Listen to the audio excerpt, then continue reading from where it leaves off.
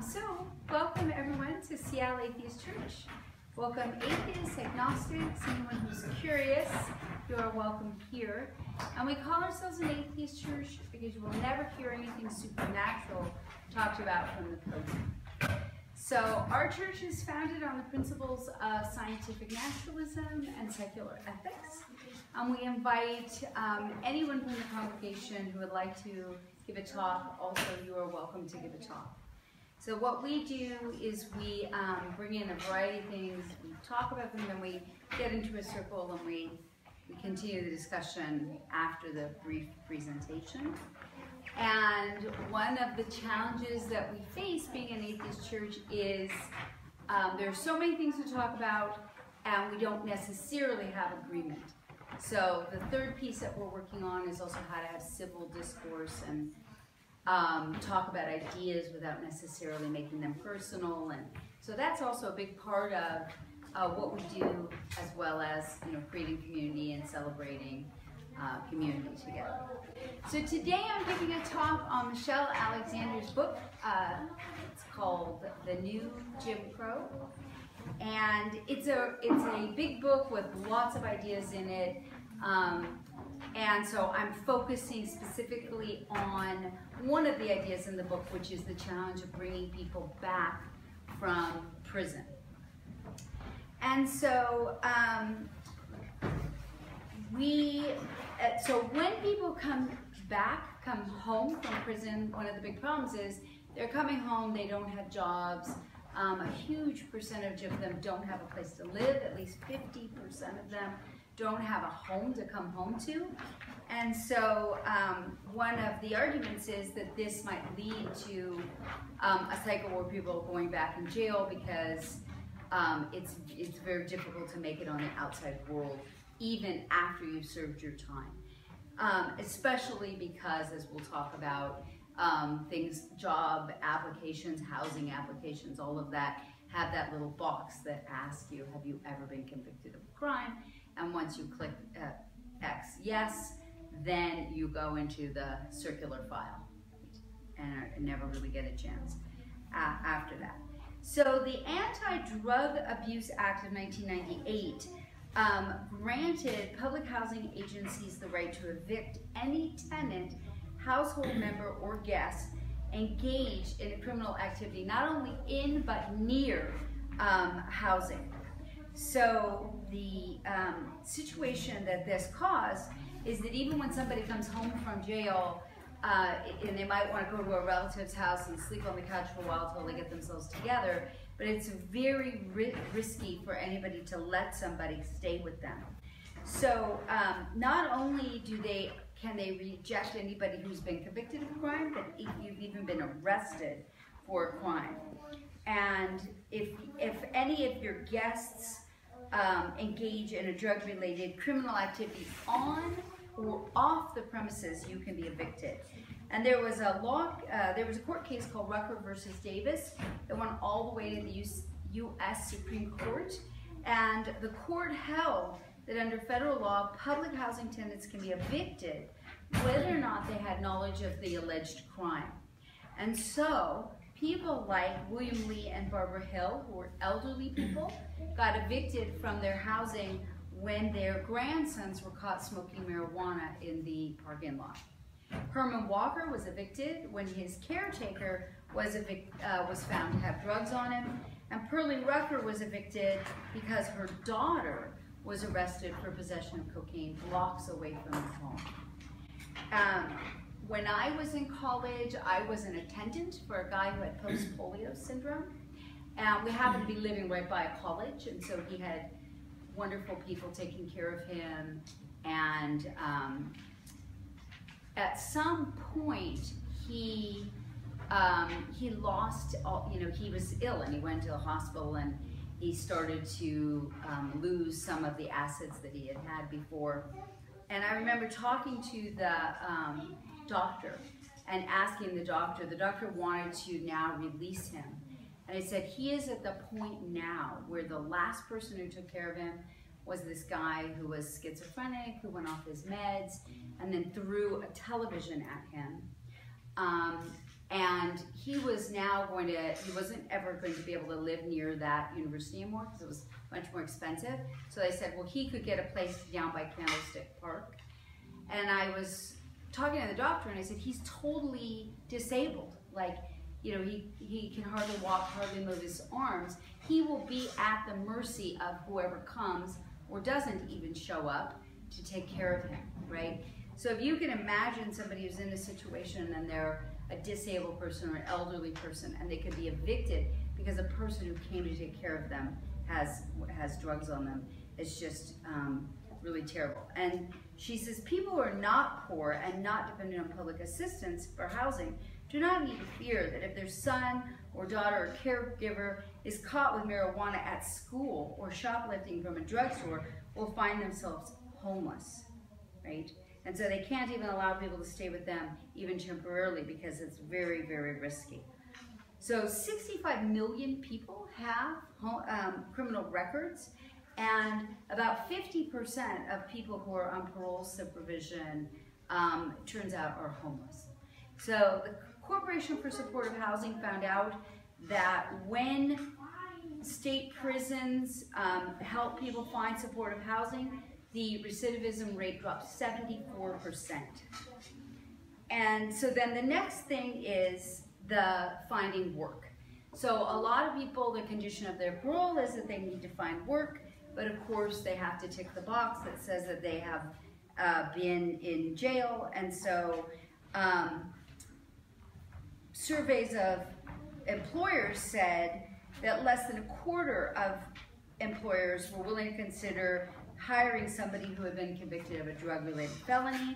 7% were willing to consider somebody who was convicted for a property-related felony, and only 1% were willing to give someone a chance if they had had a violent felony. And there are some, almost all of the states also allow people to prohibit people from getting occupational licenses if they have a criminal history. So if you just want to be a barber, manicurist, gardener, or whatever, and in your state you need to have a license to do so, you might also not be able to do that. Now, people who are willing to hire ex-convicts for construction and manufacturing, and then the recent changes in our society over the last 40 years means that there are fewer manufacturing jobs even available. And so if you don't find a job, then they can suspend your driver's license, which is really crazy because then it makes it even harder for you to get, to the work, right? People who are in jail are often saddled with debts. And so, for example, your child support payment continues, right? Which, even if you're not earning, you can be billed for drug testing, drug treatment, for jail book-in fees, the cost of pretrial detention, public defender application fees, bail investigation fees, post-conviction fees, of sentence report fees, and so on. And even being placed in a residential work release program, then you have to pay those fees. So these people are coming in with like about $12,000 annual income before they're even arrested, and then they come into jail and they're in this situation where they're racking up fees. And in Alabama and Florida, for example, they have up to 40% debt collection process fees added to the original fees if you don't pay those fees. And they can garnish 65% of your wages to pay for child support and 35% of your wages to pay for restitution for the courts. Now, if you did the math on that, that's 65 to 35%, that means yes, 100% of anything you earn can now be garnished even if you manage to get a job. One might come to the conclusion it is a rational decision to participate in an illegal economy because it would be a way to get some money without it being garnished. In some jurisdictions, individuals choose to go to jail as a way to reduce their debt burdens, and I want to read you one case. So Ora Hurley, who was a prisoner at the Gateway Diversion Center in Atlanta, was imprisoned for owing $705 in fines. As part of the diversion program, she was permitted to work during the day and return to the center at night. So 5 days a week she worked full-time, making $6.50 an hour, and she netted $700 a month. But room and board at the diversion center cost her $600, and the transportation cost her $52. So she basically was working and kind of staying in jail because she could never get out of this debt that she had. And sometimes when people are working in prison, they're making as little as 25 cents an hour. So when they get released from prison, they're getting released with no money, right? And going back to an extremely poor community. People with felony drug convictions are deemed ineligible for food stamps for the rest of their lives, including pregnant women. They are ineligible for drug treatment and recovery programs, and even people suffering from HIV and AIDS are returned away from programs because of that felony conviction. So what I'm trying to get at here is as part of a society, what is our plan for people? Because we're creating a situation where potentially somebody makes a mistake in their 20s, and then for the rest of their lives, they're not really being treated as a full member of our society. Clinton Drake, a 55-year-old African-American man in Montgomery, Alabama, was arrested in 1988 for possession of marijuana. 5 years later, he was arrested for having 5 joints or $10 worth of marijuana on him. As a repeat offender, Drake was facing a 20-year sentence. So he took his public defender's advice and accepted a plea bargain, and he went to jail for 5 years. Once released, he was forbidden by law from voting until he had paid $900 in court costs. He said, "I put my life on the line for this country, and to me, not voting is not right. My son is in Iraq, in the army like I was. My oldest son fought in the Persian Gulf. He's a Marine. They say I owe $900 fines. That's a poll tax. In 1965, I was in the Voting Rights March from Selma. I was 15 years old. At 18, I fought in Vietnam for my country. And now, I'm unemployed and not allowed to vote." So, research indicates that if the people who are prohibited from voting because they're felons were allowed to vote, it's highly possible that elections from 1980 to 2000 might have gone a different way than they went.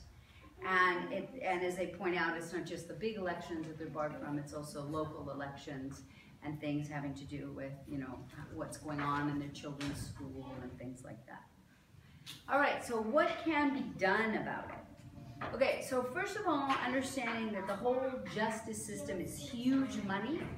We spend as a country $185 billion. And adjusting for inflation, these figures represent a tripling of what we spent in 1982. And so one of the things that is a question that this book is raising is, are we just creating a situation where people kind of can't get out of this? So would it make sense to spend some money on trying to make sure that people have housing or some kind of path that they can get out of this instead of just getting sucked back in?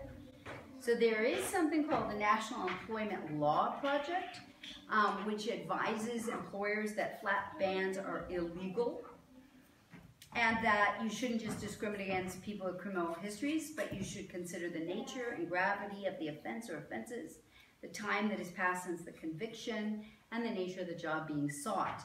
However, what they found was that hundreds of ads precluded consideration of individuals with conviction histories, and then there's a bunch of examples. So Court Furniture Rental says, "We're looking for people with spotless background and spotless criminal history," and that's a job for a warehouse worker. Somebody else this is Carlisle Staffing, says all candidates will be verified and must clear a background check with no priors. So there is something called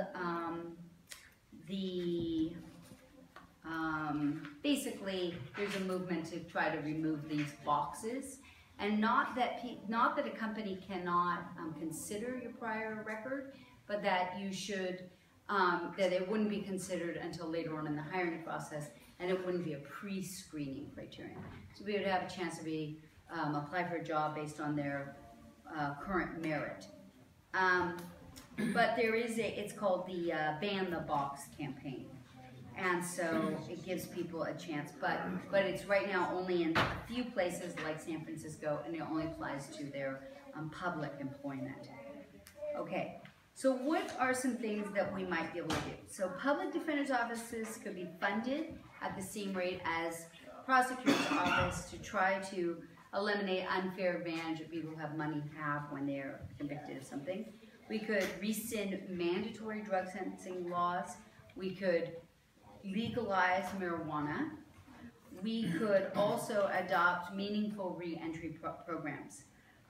Because another thing that happens is a lot of these people who are in prison are functionally illiterate and have other problems that, like, they could use that time in jail more productively, so that when they get out, they could actually be trained for something, help to get a job, and help to get housing. So, another controversial topic, but let's discuss, and the perspective that I have on this talk is, we certainly, or at least I think we certainly do not believe that the whole people are born sinful, kind of idea. So if people are not born sinful, people are born good, and then as a society, how can we make a society where everyone can be a productive member of society? That's our goal. And so that's why I brought this topic to you today.